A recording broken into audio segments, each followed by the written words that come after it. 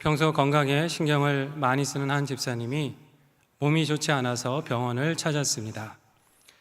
의사가 여기저기 살펴보고 몇 가지 검사를 했습니다. 그리고는 이제 진료 카드에 진료한 내용을 이렇게 적어 내려가기 시작합니다. 아무 말 없이 진지하게 써내려가는 모습을 보면서 집사님은 내가 뭔가 큰 병에 걸렸나 보다 걱정이 되었습니다. 아니나 다를까 한참을 적던 의사가 마지막에 소근암 이렇게 큰 글자로 적는 것입니다. 내가 암에 걸렸구나. 너무나 충격받은 집사님이 의사에게 물었습니다. 선생님, 제가 도대체 어떤 병에 걸린 겁니까? 의사가 말합니다. 그렇게 크게 걱정하지 않으셔도 됩니다.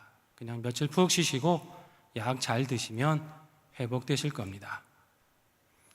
의사가 아무래도 자기에게 거짓말을 하고 있다고 생각한 집사님이 재차 물었습니다. 선생님, 괜찮습니다.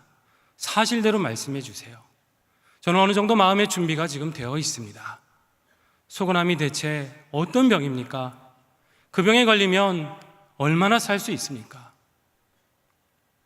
재차 묻는 집사님의 얼굴을 멍하니 바라보던 의사가 무겁게 입을 열었습니다. 예, 소근암은 제 이름입니다. 하도 건강에 걱정이 많다 보니까 암자 소리만 들어도 자기가 병에 걸린 줄 놀랐던 것입니다. 여러분의 요즘 가장 큰 걱정은 어떤 것입니까? 직장의 문제로 걱정하시는 분도 있을 것이고 건강의 문제로 염려하는 분도 계실 것입니다. 참으로 이렇게 살다 보면 이런 고난과 염려들이 늘 찾아오는 게 우리 인생이 아닌가 생각됩니다. 어떤 문제는 쉽게 극복이 되기도 하지만 어떤 일들은 오랫동안 우리를 힘들게 하고 괴롭게 하기도 합니다. 때로는 내 힘으로 도무지 감당할 수 없는 큰 위기를 만나기도 합니다. 하나가 문제가 해결돼서 너무나 좋다 했더니 또 다른 문제가 우리를 찾아오면서 힘들게 할 때가 있습니다. 참으로 인생이 고난의 연속입니다. 그래서 불교에서는 이것을 가리켜서 인생은 코해다 이렇게 말을 합니다. 즐거움만 있는 게 인생이 아니고 거기에 고통이 함께 늘 찾아온다고 하는 것입니다. 내일은 그래도 좀 낫겠지. 그렇게 기대하면서 오늘을 참지만 내일은 또 즐거움만 있지 아니하고 또 다른 고통이 반복된다고 하는 것입니다. 그래서 이것을 벗어나기 위해서는 세상 만세 얽힌 욕심과 염려를 다 떨쳐버리고 마음의 평정을 찾는 것, 그렇게 살아야 한다고 가르칩니다. 많은 철학자들, 특별히 실존주의 철학자들도 이 고통의 문제를 많이 다루었습니다. 알베르 까미 같은 철학자들은 이런 인간이 고통의 굴레를 벗어나는 길은 거기에 반항하는 것이다 라고 말합니다. 반항이라고 하는 것은 파괴적으로 살라는 말이 아니고요, 고통에 절망하거나 굴복하지 않는 것을 말합니다. 다시 말하면 고통을 있는 그대로 직면하고 내가 거기서 당당히 맞서면서 회피하지 않고 받아들이라는 것입니다. 그렇게 살아갈 때 고통이 더 이상 속박이 되지 않고 내게 자유를 줄 수 있다고, 자신의 상황에 책임지며 맞설 때 비로소 인간의 참모습을 발견할 수 있다고 그들은 그렇게 역설합니다. 자신 안의 욕심을 조절하고 고난의 의미를 묵묵히 받아들이는 것, 이것은 어떻게 보면 고통에서 두려워하고 비난하고 원망하는 것보다는 나은 태도입니다. 우리가 아마 이렇게 살 수 있다고 한다면 우리 삶은 훨씬 성숙해질 것입니다. 그럼에도 여전히 부담과 의문이 남습니다. 삶의 그 고난을 묵묵히 받아들이고 낙심하지 않으면서 그것을 과연 자유로 받아들일 수 있는 사람이 얼마나 있겠는가 하는 것입니다. 끊임없이 솟아나는 그 욕심을 버려버리고 내 마음의 그런 평안을 스스로 추구할 수 있는 정신력이 그렇게 강한 사람이 과연 우리 중에 얼마가 되겠는가 하는 것입니다. 대개는 고통에 두려워하고 긴 시련 속에 절망하며 살아가는 것이 우리의 모습이지 않습니까? 그러면 우리는 어떻게 살아야 할까요? 오늘 우리는 말씀 중에서 풍랑 앞에 두려워하고 있는 인생을 보게 됩니다. 하루는 예수님께서 날 저물 때에 제자들과 함께 배를 타고 갈릴리 바다를 건너가시게 되었습니다.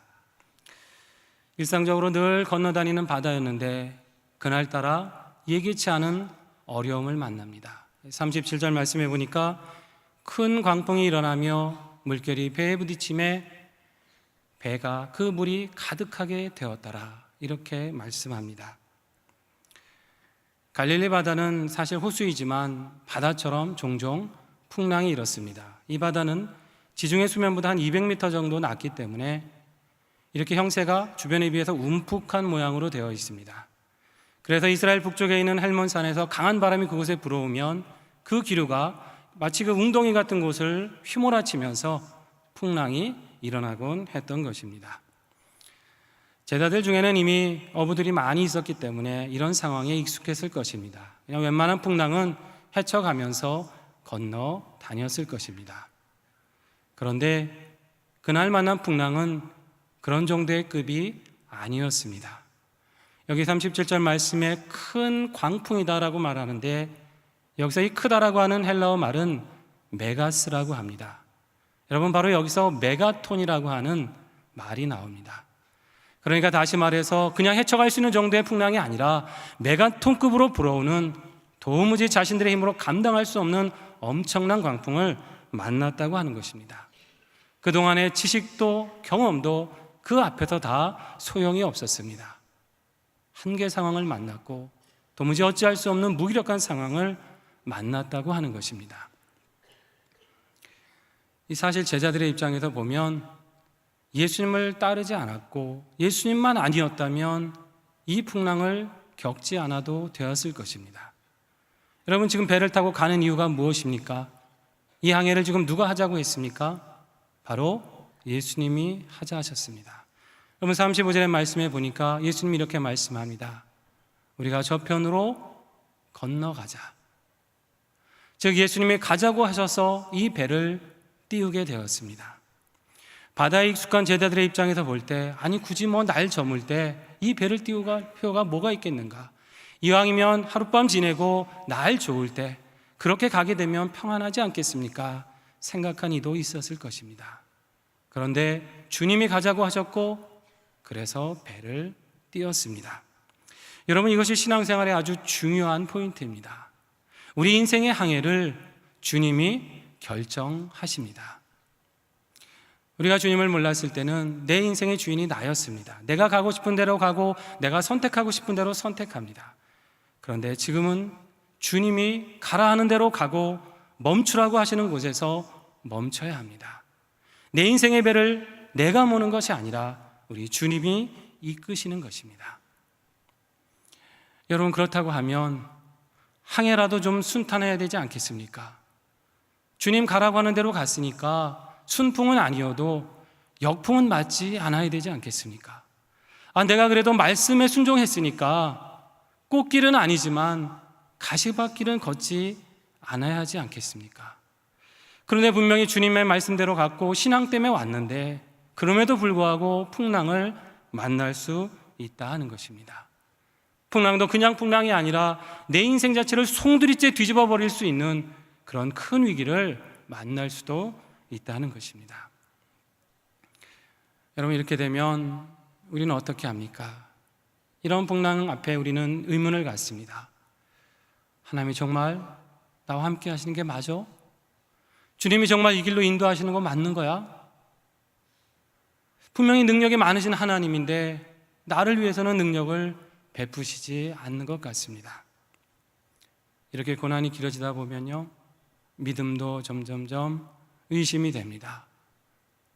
의심은 낙심이 되고 원망이 됩니다.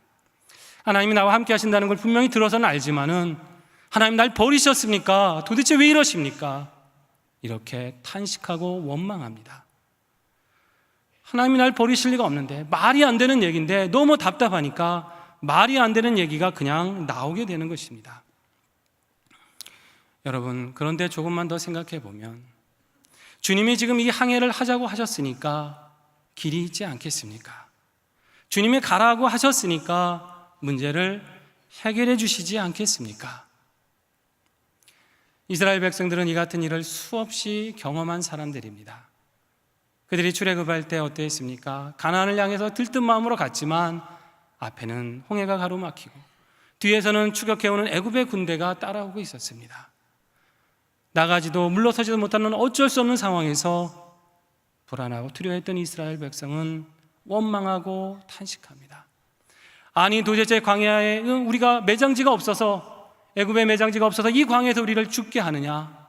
차라리 애굽으로 돌아가는 게 낫지 않겠냐?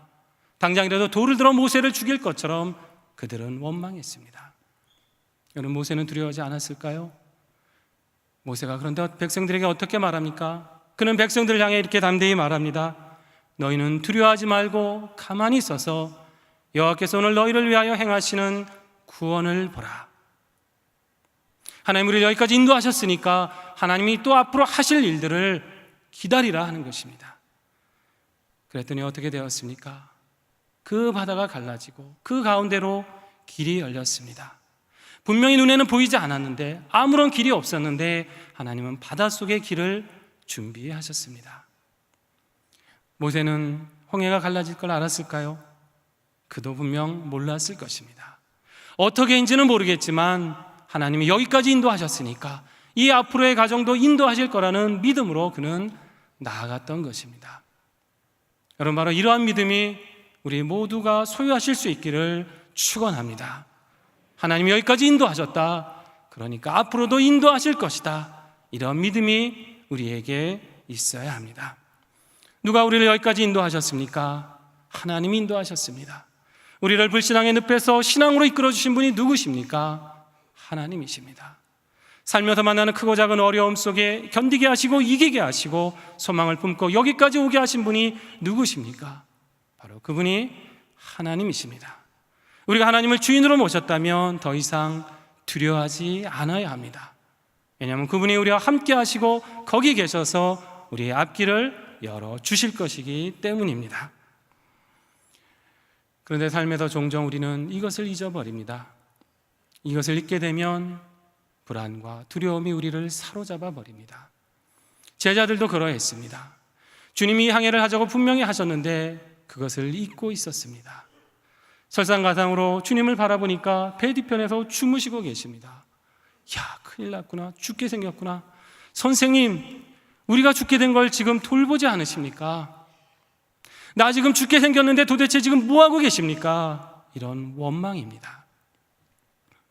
다급히 깨우는 제자들을 놓고 주님은 일어나셔서 바람과 바다를 꾸짖으십니다. 그랬더니 바람이 그치고 유동치던 바다도 잔잔해집니다. 놀란 제자들 향해 주님 말씀하십니다. 너희가 어찌 이렇게 무서워하느냐? 왜 이렇게 믿음이 없느냐? 다시 말하면 이런 말씀입니다. 지금 이 항해를 내가 하자고 하지 않았냐? 지금 내가 너희와 함께 이 배에 있지 않느냐? 내가 여기까지 인도한 것도 나이고 앞으로 인도할 이도 나이지 않느냐? 근데 너희는 어찌하여 나를 보지 못하고 주변만 보고 두려워하느냐? 풍랑 때문에 두려워했던 그 제자들, 이젠 그 제자들이 예수님으로 인해서 두려워했습니다. 그런데 그 두려움은 이때까지의 풍랑을 보고 무서워했던 두려움이 아니었습니다. 41절에 보니까 이렇게 말씀합니다. 그들이 심히 두려워하여 서로 말하되 그가 누구이기에 바람과 바다도 순종하는가 하였더라. 이때까지의 두려움은 풍랑을 보고 무서워했던 두려움이었는데 이제는 더 이상 그런 인간적인 두려움이 아닙니다. 지금의 두려움은 하나님의 능력을 경험하고 나서 바로 그분에게 갖는 경건한 두려움입니다. 저분은 누구시길래 나는 도무지 헤어날 수 없고 견딜 수 없었던 이 풍랑을 한순간에 잠잠케 하시는가? 바로 그 하나님을 향한 두려움이었던 것입니다. 여러분, 이제 이 제자들은요, 또 다른 풍랑을 만나도 두렵지 않을 것입니다. 왜냐하면 풍랑 속에 함께 계시는 주님을 배웠기 때문입니다. 또 다른 풍랑을 만나도 능히 주님으로 인해서 그 풍랑을 건너갈 것을 알기 때문입니다. 주님이 함께 하시면 능히 이길 수 있습니다. 이 작은 배가 풍랑을 극복할 수 있던 이유가 무엇입니까? 단 한 가지 이유, 주님이 바로 거기 계셨다는 이유입니다. 아무리 크고 튼튼한 배를 할지라도요, 인간의 기술만 의지하서는 파손할 수밖에 없습니다.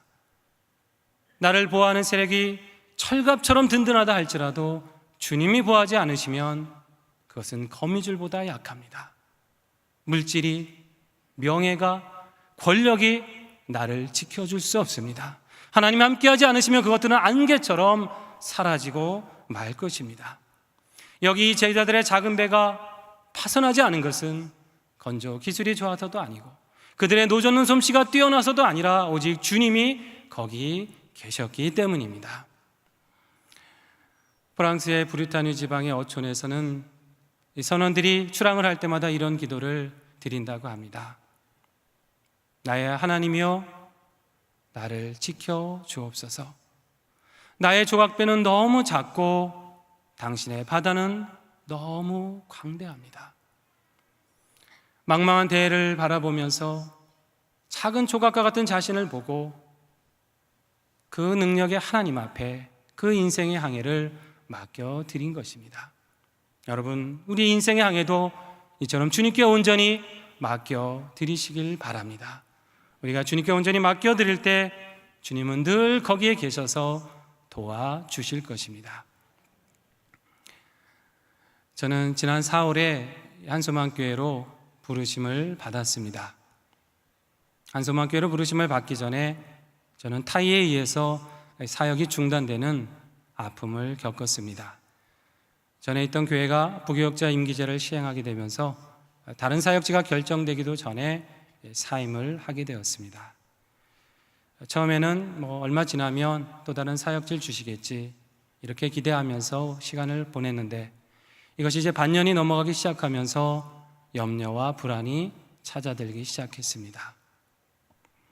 사역이 중단되었다는 그 아픔, 가장이었는데 가장으로서 가족의 울타리가 되어주지 못했다고 하는 이 자괴감 등이 그렇지 않아도 힘든 마음을 짓눌렀습니다. 하루하루 눈을 뜰 때마다 오늘은 어떻게 하루를 살아야 되는가, 이런 막막함에 한숨 짓기도 했습니다. 참 힘들었던 것은 이런 모든 상황 앞에 제가 아무리 노력하고 애써도 제 힘으로 할 수 있는 일이 거의 없었다는 것입니다.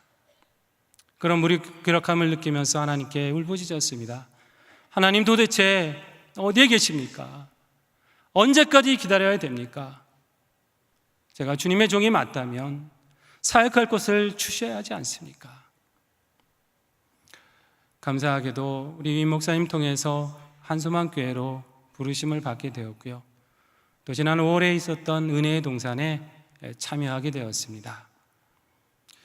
거기서 많은 성도님들이 참으로 섬기시는 그 모습을 보면서 도전도 되고 감동이 되었습니다. 풍성한 찬양이 있고 말씀이 있고 또 믿음의 교제가 있고 사랑의 섬김을 보면서 그대로 말 그대로 은혜의 동산이구나, 그렇게 생각을 했습니다. 저도 개인적으로 참 많은 은혜를 받았는데 특별히 찬양하는 중에 하나님의 많은 은혜를 깨달았습니다. 그 중에 잊을 수 없는 제 곡의 가사를 잠깐 소개를 해드리려고 합니다. 나는야 친구 되신 하나님과 푸른 초장 한없이 거니네. 손을 잡고 기쁨을 나누면서 단둘이서 한없이 거니네. 손을 잡고 기쁨을 나누면서 단둘이서 한없이 거니네. 한없이 눈물이 흘렀습니다. 전 제가 걷고 있던 길이 거친 광야라고 생각했습니다. 붙들고 있던 주님의 손 놓치고 혼자 헤매고 있는 길이라 생각했습니다. 그런데 그렇게 홀로 광야에 던져진 것 같은 그 시간이 사실은 홀로 그렇게 헤맨 시간이 아니라 우리 주님께서 함께, 그것도 제 손 꼭 붙들고 계셨던 것입니다. 그것을 생각하면서 하나님 은혜에 감사하게 되었습니다. 하나님은 저의 그 고난의 시간을 통해 저의 부족한 모습을 보게 하셨습니다. 하나님이 아니고서는 티끌밖에 되지 않는 아무것도 아닌 인생임을 알게 하셨습니다. 제 주변에 있던 한 분 한 분이 실은 너무나 고마운 손길들이었음을 보게 하셨습니다. 주어진 일이 아무리 작을지라도 그 사명을 감당할 수 있다고 하는 것이 얼마나 큰 축복인가를 깨닫게 하셨습니다. 가장 힘든 그 순간 혼자 있다고 생각한 그 시간이 실은 하나님이 함께 하셨고 많은 도움의 환경과 손길이 함께 했던 것을 보게 하셨습니다. 오직 하나님께 찬양드립니다. 할렐루야. 여러분, 하나님은 바로 그러한 자리, 우리가 가장 절망하고 있는 그 자리에 함께 하십니다. 삶의 풍랑이 얼마나 우리가 많이 있습니까? 어떤 분들은 질병의 문제로 건강의 풍랑을 만나신 분도 있을 것입니다. 직장의 문제로, 실직의 문제로 경제적인 풍랑을 만난 분도 있을 것입니다. 자녀의 문제, 인간관계의 문제, 풀리지 않는 삶의 고통 때문에 절망과 두려움의 파도 앞에 걱정하고 절망하는 분도 계실 것입니다. 근데 여러분, 분명히 기억하시길 바랍니다. 우리가 절망하는 바로 그 자리에, 파도 속에 어찌할 줄 모를 때 바로 그곳에 주님이 계십니다.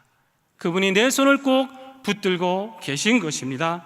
우리 인생에 찾아오는 위기를 우리가 막을 수는 없지만 극복할 수 있습니다. 주님이 바로 거기에 계시기 때문입니다. 주님은 우리와 함께 하셔서 능히 그 풍랑을 넘어가게 하십니다. 더 거대한 파도를 만난다 할지라도 주님은 우리를 도우셔서 능히 그 위기를 넘어갈 수 있도록 도우시는 것입니다. 주님은 그렇게 우리를 당신이 원하시는 뜻대로 인도해 가십니다.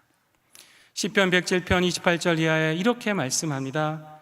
이에 그들이 그들의 고통 때문에 여호와께 부르짖음에 그가 그들의 고통에서 그들을 인도하여 내시고 광풍을 고요하게 하사 물결도 잔잔하게 하시는도다. 여호와께서 그들이 평안함으로 말미암아 기뻐하는 중에 여호와께서 그들이 바라는 항구로 인도하시는도다. 여호와께서 그들이 바라는 항구로 인도하시는도다. 하나님이 그분이 원하시는 그 항구로 우리를 인도해 가십니다. 그 항구는 우리가 원하는 욕망을 채우는 그런 항구가 아닙니다. 하나님 우리를 통해서 이루고자 하는 그 목적지, 그래서 하나님의 영광을 나타내시고자 하는 목적지로 우리에게 소원을 두시고 인도해 가시는 것입니다. 그래서 염려와 불안으로 사는 자로 하여금 이제는 믿음으로 살게 하십니다. 자신만을 생각하며 살았던 사람을 이제는 배려하며 사랑하는 사람으로 살게 하십니다. 성공을 바라보며 달려갔던 그 인생을 이제 성숙과 성장을 바라보며 사는 인생으로 변화시켜 주십니다. 우리의 믿음을 성숙해 하셔서 연약해 있는 그 사람들을 믿음으로 능히 도우시게 하는 것입니다. 내가 원하는 대로가 아니라 하나님이 원하시는 대로, 그런데 결국 그 길이 내게 더 유익되도록 하나님은 우리를 인도해 가십니다.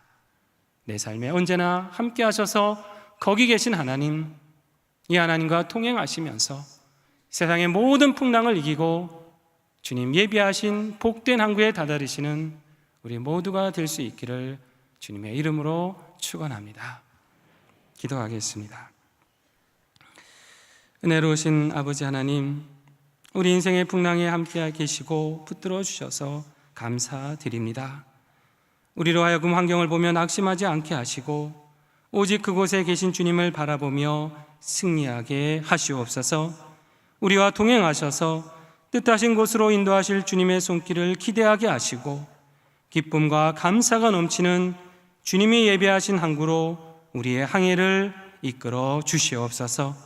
그리하여 우리가 걷는 길마다 평탄한 복이 되게 하시고 우리 믿음이 하나님의 자랑이 되게 하여 주시옵소서. 예수님의 이름으로 기도드립니다. 아멘.